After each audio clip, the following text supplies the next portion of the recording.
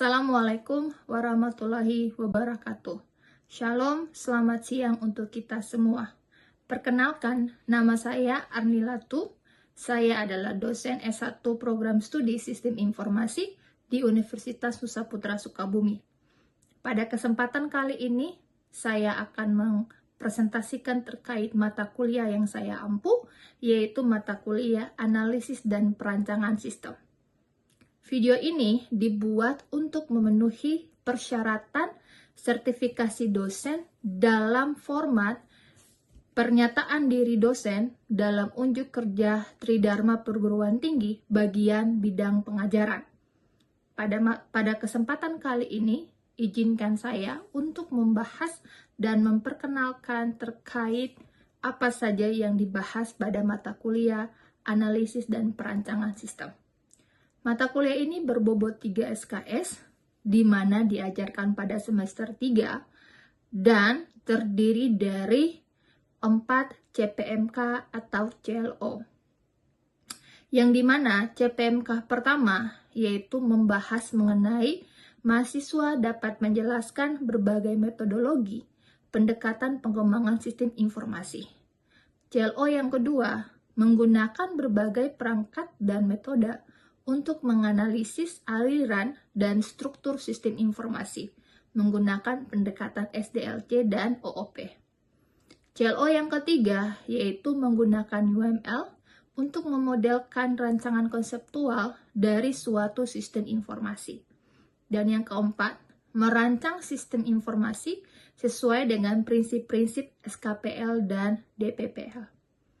Deskripsi dari mata kuliah ini yaitu mahasiswa akan mempelajari mengenai perancangan sistem menggunakan metode pendekatan SDLC atau System Development Life Cycle dan Object Oriented, serta komponen-komponen pembentuk sistem seperti DFD, IRD, Flow Map, UML, dan lain-lain. Dalam hal ini, mahasiswa diharapkan mampu menganalisa kebutuhan pengguna dalam membangun sistem informasi untuk mencapai tujuan sebuah organisasi. Metode pembelajaran dalam mata kuliah ini yaitu diskusi kelompok, praktikum, serta pembelajaran berbasis proyek. Yang dimana pada akhir semester, mahasiswa akan mempresentasikan tugas besar mereka atau proyek akhir mereka dalam bentuk presentasi kelompok, dan di mana mereka akan diminta untuk membuat sebuah perancangan sistem dari studi kasus yang telah diberikan. Mata kuliah ini terdiri dari 16 pertemuan, di mana 14 pertemuan diantaranya berisi tentang materi dan praktikum, serta 2 diantaranya yaitu ujian tengah semester dan ujian akhir semester. Dalam hal ini, saya akan membahas mengenai topik-topik apa saja yang akan dibahas dalam 14 pertemuan yang ada pada mata kuliah ini. Sesi 1 yaitu topiknya adalah pengantar sistem dan analisis sistem. Sesi 2, konsep dasar pengembangan sistem informasi. Sesi ketiga, metode pengembangan sistem informasi atau SDLC. Sesi keempat, metode Agile Scrum. Sesi kelima, software requirement. Sesi keenam, desain arsitektur atau DFD. Sesi ketujuh, analisis sistem informasi. Dan sesi ke-9, desain sistem informasi, dalam hal ini UML yang dipelajari diagram kelas dan diagram sequence. Sesi ke-10, desain sistem informasi yang dipelajari diagram deployment dan diagram komponen. Sesi ke-11, desain fase yaitu entitas diagram atau IRD.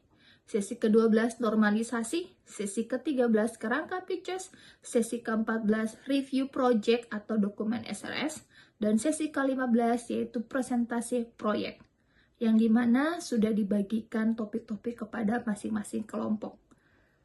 Materi ini atau mata kuliah ini full menggunakan bahasa Indonesia. Dan bobot penilaian dari mata kuliah ini yaitu terdiri dari kuis, kemudian tugas, lalu nilai praktikum, kemudian ujian tengah semester dan ujian akhir semester serta tugas proyek. Kehadiran yang dinilai 5%, kuis setiap sesi 15%, tugas diskusi 20%, ujian tengah semester 25%, ujian akhir semester 25%, dan tugas proyek 10%. Demikian pembahasan dari mata kuliah analisis dan perancangan sistem. Setelah ini, saya akan menampilkan unjuk kerja bentuk Tridharma perguruan tinggi dalam bidang pengajaran yang saya lakukan melalui Zoom. Selamat menyaksikan. Terima kasih. Kalau gitu ini saya langsung share materinya. Oke, Oke. Ini kita masuk dulu untuk RPS-nya, teman-teman. Ya, selamat pagi untuk semuanya. Hari ini kita akan belajar mata kuliah untuk analisis dan perancangan sistem. Terkait untuk RPS-nya, ini teman-teman bisa lihat kurang lebih 1 semester ke depan akan bertemu dengan saya di mata kuliah analisis dan perancangan sistem. Eh, apa namanya?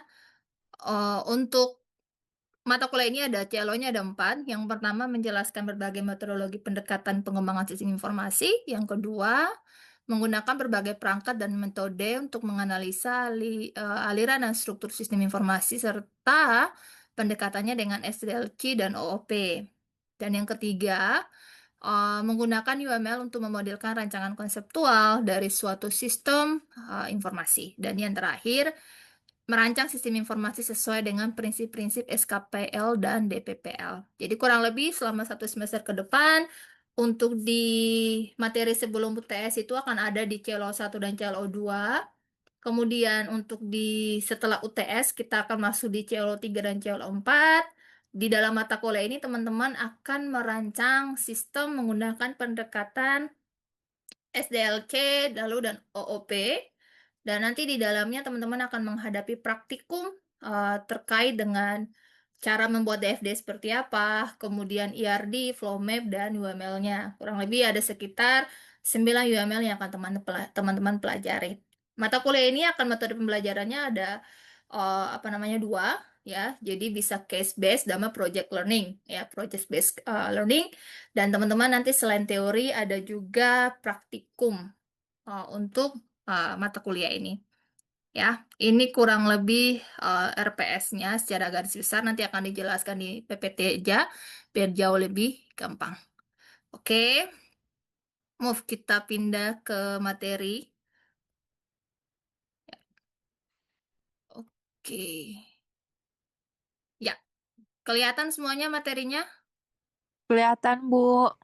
Oke. Nah, di mata kuliah ini, di analisis dan perancangan sistem, seperti yang tadi sudah saya sampaikan bahwa kita akan belajar mengenai teori dan praktikum sekaligus. Nanti praktikumnya akan dimulai setelah UTS ya. Nanti untuk yang sebelum UTS akan diisi dengan teorikal, kemudian nanti setelah UTS kita akan masuk di praktik. Mata kuliah analisis dan perancangan sistem. Nah, tujuan perkuliahan ini adalah membekali teman-teman mahasiswa sistem informasi dengan wawasan dan sikap yang mendalam tentang bagaimana menganalisis dan merancang sistem menggunakan metode pendekatan SDLC dan object oriented serta membekali mahasiswa agar mampu menghasilkan suatu dokumen yang kita sebut sebagai dokumen SKPL atau SRS dan dokumen perancangan perangkat lunak. Jadi kurang lebih seperti ini. Teman-teman nanti akan selama masa perkuliahan di mata kuliah ini akan belajar tentang sebuah requirement system ya, di mana berisi baik kebutuhan fungsional maupun kebutuhan non fungsional, kurang lebih seperti itu ya. Nah, nanti untuk requirement-nya nanti akan teman-teman bentuk dalam kelompok. Kemudian teman-teman akan buat dalam sebuah dokumen yang kita sebut sebagai dokumen SKPL, dulu waktu di SMA biasanya bilangnya seperti itu, atau dokumen SRS, Software Specification Requirement. Ya. Next, ya pendekatan pembelajarannya kurang lebih ada tanya jawab, problem solving, studi case. Tugasnya nanti ada tugas individu dan tugas pengerjaan soal. Seperti biasa, kalian akan mengerjakan tugas di Edlink, baik kuis maupun tugas individu.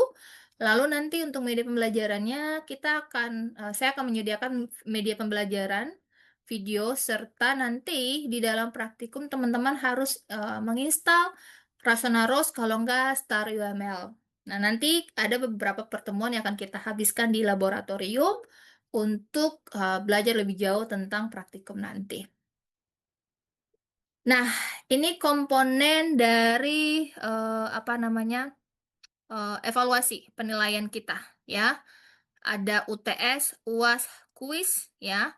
Kemudian ada nilai proses, kehadiran, keaktifan, dan teamwork. Kemudian nanti ada nilai tugas.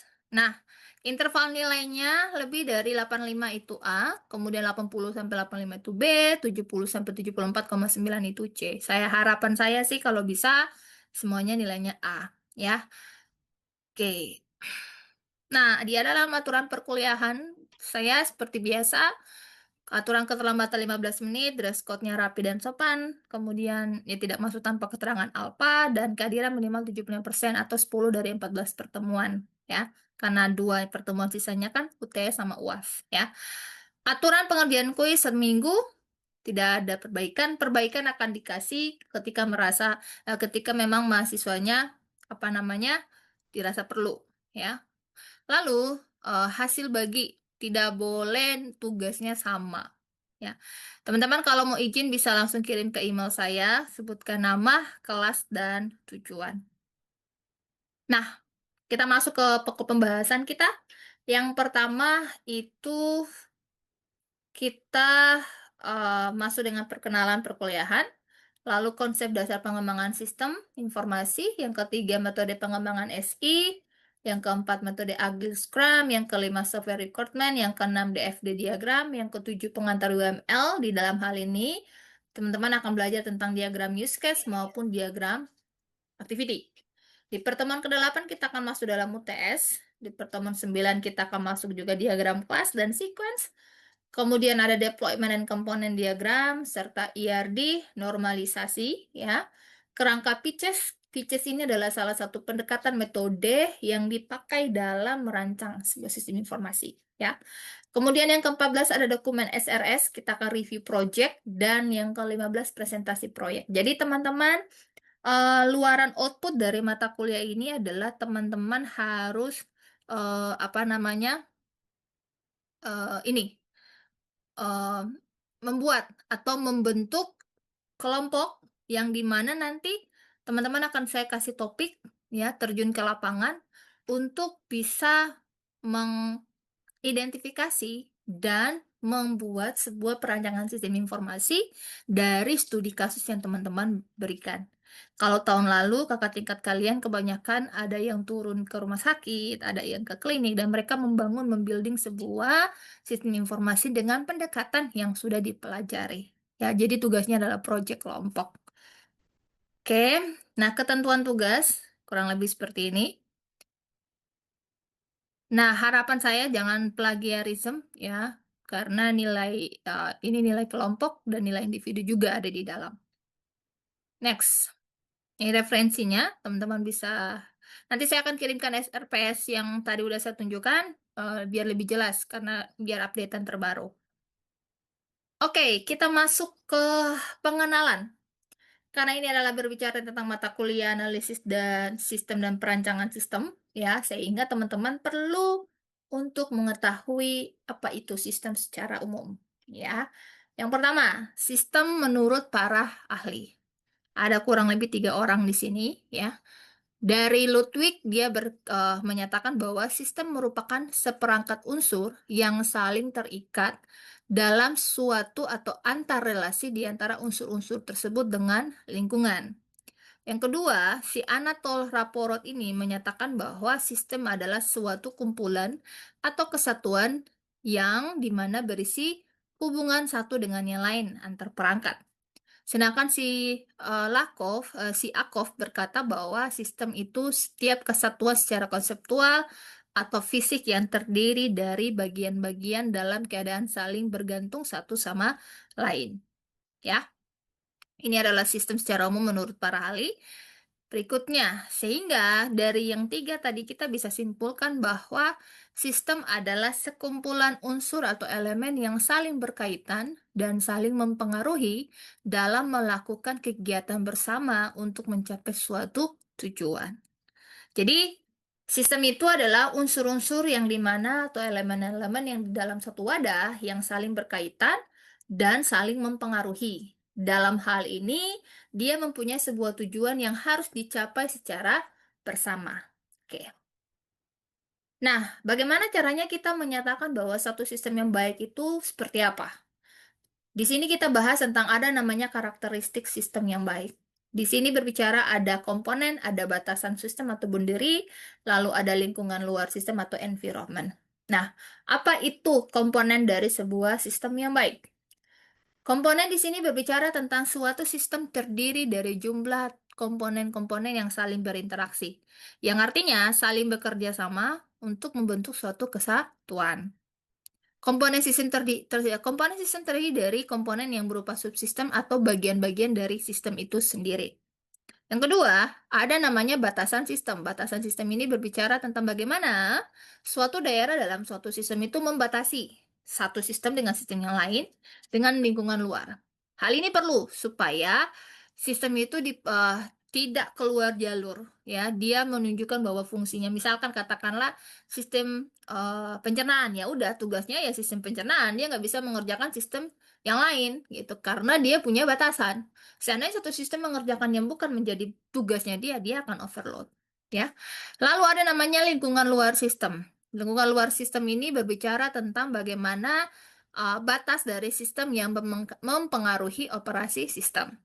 Lingkungan dapat bersifat menguntungkan yang harus tetap dijaga dan yang merugikan yang harus dijaga dan dikendalikan. Jadi, kalau yang menguntungkan dijaga, kemudian yang tidak menguntungkan itu dikendalikan, ya, supaya dia tidak mengganggu kelangsungan hidup dari suatu sistem. Next. Ada namanya penghubung atau interface. Penghubung di sini berbicara tentang bagaimana sebuah media atau penghubung dari subsistem dengan sistem yang lain. Nah, nanti dari sistem tersebut, dia memungkinkan daya atau sumber daya itu mengalir dari sistem A ke sistem B, ya. Kemudian dari keluaran yang sudah kita input yang sudah kita masukkan ke dalam menjadi suatu keluaran, ya. Kemudian ada namanya input. Input di sini berbicara tentang energi yang dimasukkan di dalam sebuah sistem. Hal ini berupa maintenance atau bisa signal dan kenapa penting? Supaya sistem dapat beroperasi. Katakanlah kalau teman-teman misalnya kita sistem pencernaan, kita nggak makan, kita nggak bisa bekerja gitu. Jadi ada sesuatu yang masuk di dalam. Berikutnya ada keluaran. Tadi input, sekarang keluaran. Berbicara tentang hasil energi yang diolah atau ya yang diklasifikasikan menjadi keluaran yang berguna dan sisa pembuangan. Contoh, komputer menghasilkan panas yang merupakan sisa pembuangan, sedangkan informasi adalah keluaran dari yang dibutuhkan. Lalu ada pengolah sistem. Suatu sistem menjadi bagian pengolah yang akan merubah masukan menjadi keluaran atau input menjadi output. Sistem produksi akan mengolah bahan baku menjadi bahan jadi. Sistem akuntansi akan mengolah data menjadi laporan keuangan. Semua bayangin aja kalau kita punya sistem informasi akuntansi, terus isinya cuma data gitu kan. Terus kalau dia nggak diolah ya kita nggak akan tahu laporan keuangannya seperti apa. Makanya penting ketika sebuah sistem itu tidak hanya menerima input, tapi input itu menjadi suatu keluaran yang dibutuhkan dari subsistem yang lain. Gitu. Lalu ada namanya sasaran. Sasaran di sini berbicara tentang tujuan atau goal atau sasaran yang kita mau ke sana. Sasaran ini menentukan input yang dibutuhkan oleh sistem dan keluaran yang akan dihasilkan oleh sistem. Next. Ada namanya elemen sistem. Elemen sistem di sini ada objek, ada atribut, ada hubungan internal, sama ada lingkungan. Objek di sini berbicara tentang elemen ataupun variabel, bisa fisik, bisa abstrak, atau bisa keduanya, tergantung dari sifat sistem tersebut. Kalau atribut menentukan kualitas atau sifat kepemilikan sistem dan objek. Lalu kalau internal, hubungan internal berbicara tentang apa yang terjadi atau ada hubungan atau relasi antara objek-objek yang ada di dalam. Serta yang berikutnya lingkungan tempat di mana sistem itu berada. Nah, selain tadi kita sudah mengetahui apa aja sistem, kita perlu mengetahui syarat-syarat dari sistem itu sendiri. Yang pertama, sistem harus ada karena dia punya tujuan. Ya, balik lagi. Kenapa kita manusia ada sistem pencernaan? Ya, kita makan kalau nggak dicerna ya gimana nanti jadi penyakit. Makanya itu sistem itu harus ada tujuannya. Lalu ada elemen sistem yang mempunyai rencana yang ditetapkan. Adanya hubungan antara elemen sistem, unsur dasar dari proses dalam hal ini arus informasi, energi, dan material, serta tujuan organisasi lebih penting daripada tujuan elemen. Nah, kita masuk berikutnya di klasifikasi sistem. Yang pertama ada deterministic system. Apa itu deterministic system? Sistem di mana operasi-operasi, dalam hal ini input atau output, yang terjadi di dalamnya dapat ditentukan atau diketahui dengan pasti. Contoh, program komputer ya. Kita punya suatu program komputer yang dimana berisi tentang sistem penggajian. Nah, misalkan di Nusa Putra itu apa namanya, setiap tanggal 6 tuh selalu tanggal 6 itu tanggal terima gaji.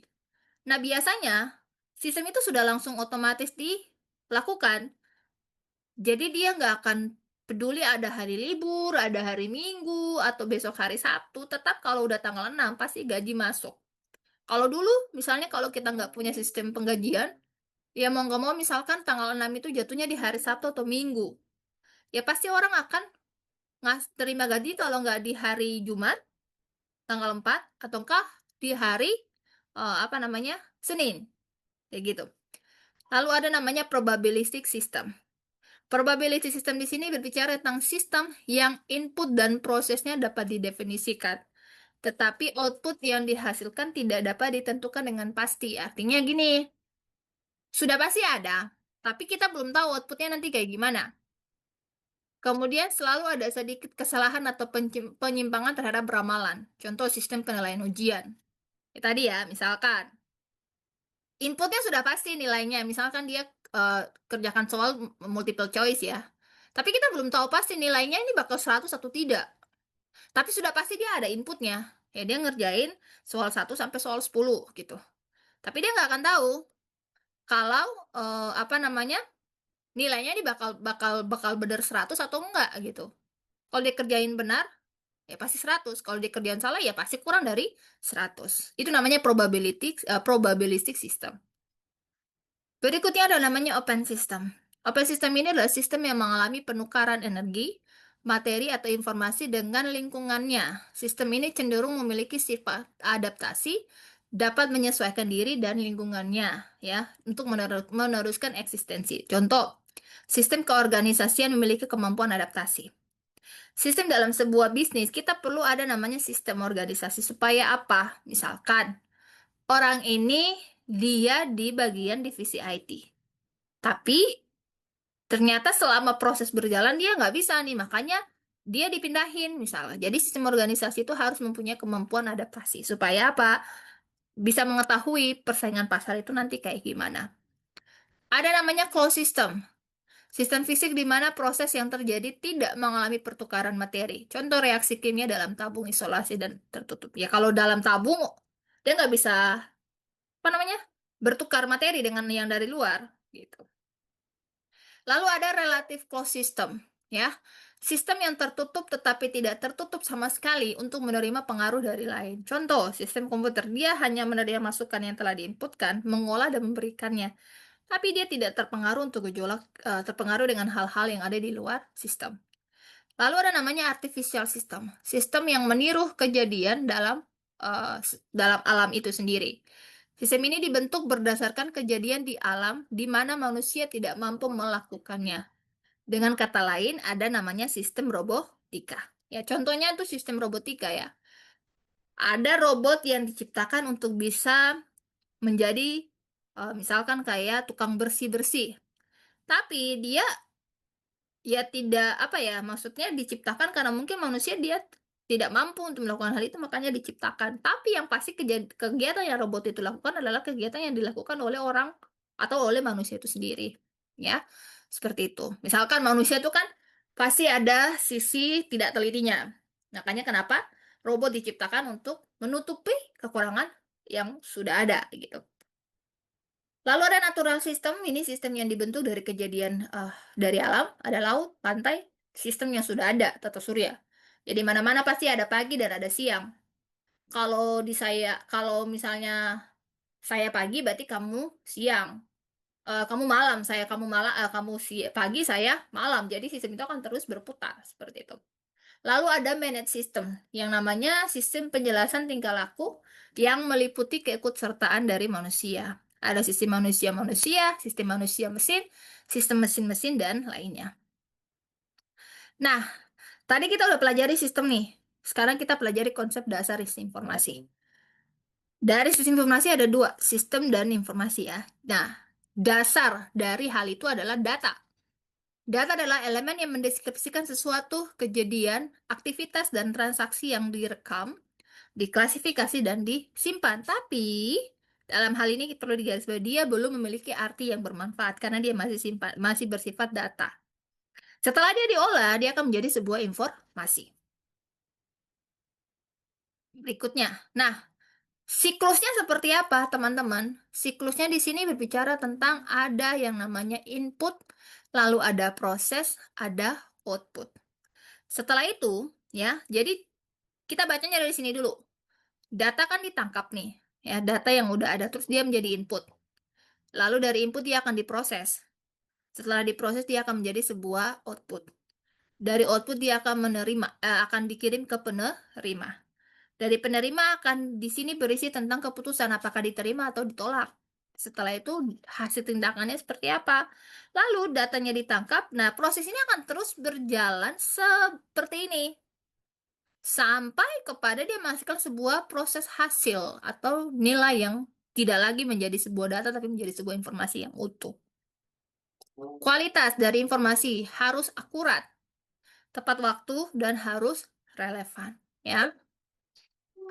Nah, ini kualitasnya, akurat, tepat waktu, dan relevan. Tadi sudah sistem, sekarang data, lalu sekarang kita masuk dalam konsep dasar sistem informasi. Apa itu sistem informasi? Sistem informasi adalah suatu informasi sistem yang di mana ada organisasi yang mempertemukan kebutuhan pengolah transaksi harian, mendukung operasi, dan menyediakan pihak luar tertentu dengan informasi yang diperlukan. Dalam hal ini, si Robert bilangnya, suatu sistem informasi adalah sistem yang ada di dalam organisasi yang mempertemukan kebutuhan pengolah transaksi harian, mendukung operasi, dan menyediakan pihak luar. Berikutnya, nah ini menurut si Raymond.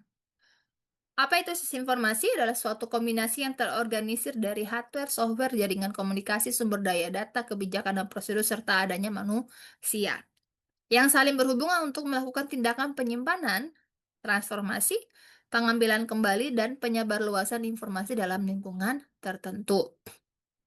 Nah, si Raymond bilangnya adalah sistem ini dia berisi tentang hardware, software, jaringan komunikasi, sumber daya data, kebijakan, dan prosedur, dan ada namanya manusia. Nah, yang saling berhubungan dalam aktivitas seperti penyimpanan, transformasi, pengambilan kembali, dan penyebarluasan informasi dalam lingkungan sebuah organisasi. Itu menurut si Raymond. Nah, yang pertama ada namanya komponen dasar sistem informasi. Ada hardware, software, network, prosedur, dan people, ya, atau orang. Nah, hardware ini dan software dan network ini ya bagian-bagian penting yang sudah teman-teman tahu. Kemudian ada prosedur, lalu ada orang itu sendiri. Nah, infrastruktur sistem informasi ada hardware, software, fasilitas jaringan dan komunikasi, ada database, ada pengguna sistem informasi, ya. Ini adalah infrastruktur dari SI. Nah, fungsi dari sistem informasi ada mendukung strategi keunggulan kompetitif, mendukung pengambilan keputusan, serta mendukung proses bisnis dan aktivitas perusahaan. Pertanyaannya adalah bagaimana caranya supaya sebuah sistem ini, informasi ini memiliki fungsi yang mendukung hal ini? Mendukung strategi keunggulan, mendukung pengambilan keputusan, mendukung proses bisnis dan aktivitas dari sebuah perusahaan. Ya, balik lagi tadi, dia harus bisa memenuhi karakteristik yang dikatakan sistem yang baik itu seperti apa. Nah, ini tipe-tipe sistem informasi, cukup banyak ya. Ada sistem support, operation support system, ini untuk bisnis operasi bisnis, lalu yang ini untuk manajerial, untuk decision making. Lalu dari sini ada eh ini ada kurang lebih 4. Dari manajemen super system ada 4 juga. Setelah itu ada expert system, knowledge management system, strategi informasi system, serta fungsional bisnis system. Nah, tipe-tipenya. Kalau OSS itu Transaction Processing System. Tugasnya adalah merekam dan memproses data dari transaksi bisnis. Lalu ada sistem penjualan, sistem inventory, sistem accounting. Kemudian ada berikutnya yaitu proses control system. Memantau dan mengendalikan proses fisik. Kemudian dalam suatu instalasi penyulingan, contoh ya, dalam suatu instalasi penyulingan minyak tanah menggunakan sensor untuk memonitor proses kimia.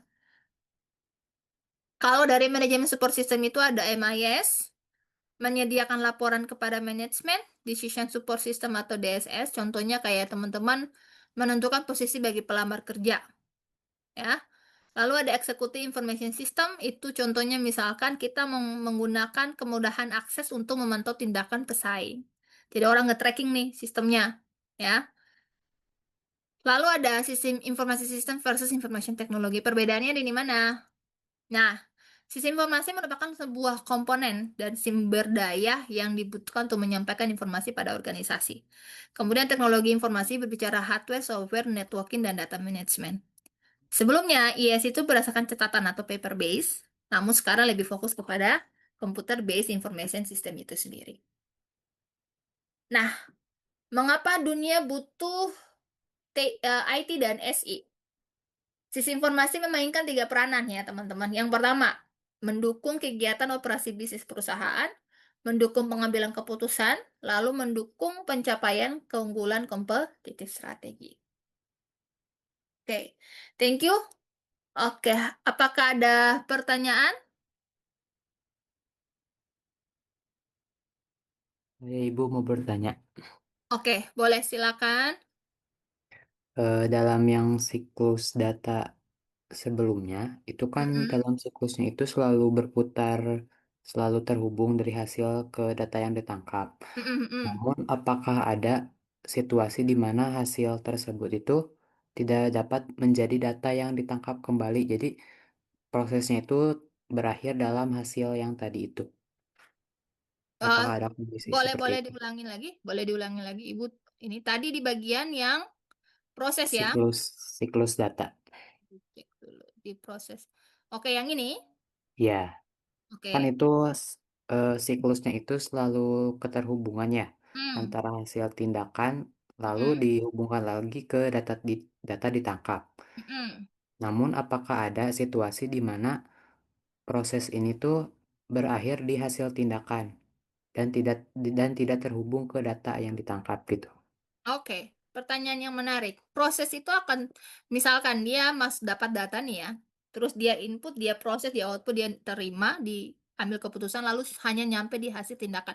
Bisa, ada proses yang kayak gitu juga. Artinya gini, jadi di dalam sebuah informasi itu ada dua pilih, ada informasi data yang sudah diolah, kemudian akan membentuk dua hasil. Hasil yang pertama adalah data itu disimpan untuk orang itu sendiri, atau hasil yang kedua adalah data itu disebar menjadi sebuah informasi yang sifatnya umum. Jadi informasi itu ada sifatnya private dan informasi yang sifatnya umum atau publik. Nah, kalau seperti data perusahaan, kayak keuangan, kayak data keamanan, itu tentu data yang tidak bisa di-share kemanapun ya. Ya yang punya ya orang yang di situ. Katakanlah misalnya Pange kerjanya sebagai seorang apa namanya tugasnya di bagian cyber security. Kamu tugasnya adalah menjaga keamanan data dari suatu perusahaan, katakanlah itu perusahaan keuangan misalnya, atau di bagian keuangan. Nah, kamu punya hak untuk melindungi supaya data itu tidak bocor.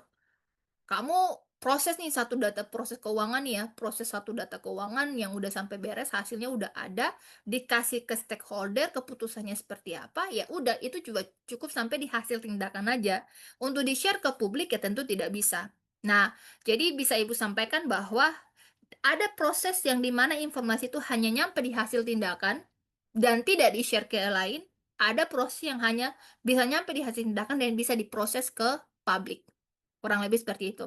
Sampai sini ada pertanyaan lagi, Bang?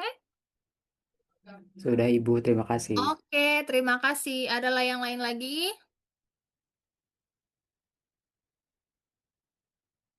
Oke, kalau terkait untuk perkuliahan, aturan perkuliahan aman ya? Keterlambatannya 15 menit ya? Aman, Ibu. Ibu, tapi Oke. izin bertanya. Boleh. Untuk yang project itu pengerjaannya tuh dikasih waktu berapa? Oh iya, nanti untuk project karena kita total mahasiswanya ada kurang lebih sekitar berapa? 30 ya, 30. 30-an.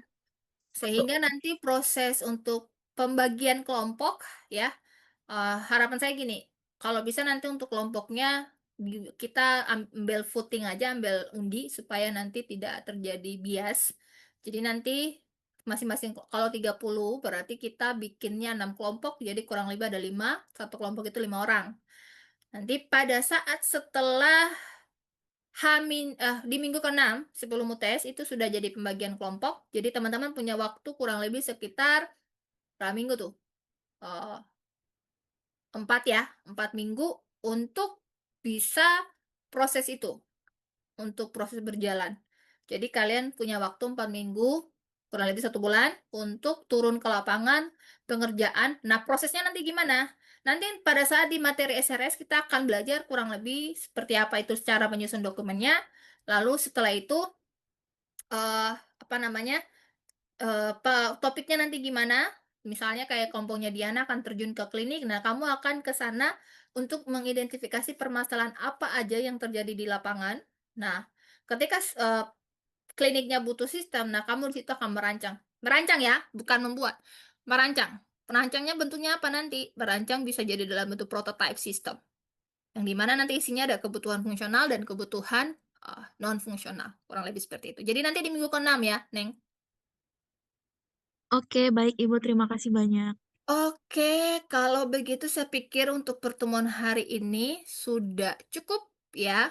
Nanti setelah itu akan presensinya nanti akan saya kirimkan di Google link ya, link Google Form untuk presentasinya. Oke, teman-teman, terima kasih banyak untuk waktunya dan apa namanya, hari ini kita sudah selesai. Dan terima kasih. Kalian boleh nyalain ini dulu nggak kamera biar Ibu lihat? Ini udah habis rekaman sih kayaknya. Boleh Ibu sebentar. Demikian paparan unjuk kerja yang dapat saya sampaikan sebagai bagian dari proses sertifikasi dosen tahun 2025. Semoga dapat menjadi bahan pertimbangan dalam menilai dedikasi dan kinerja saya sebagai tenaga pendidik. Terima kasih atas perhatian dan kesempatan yang diberikan. Selamat siang.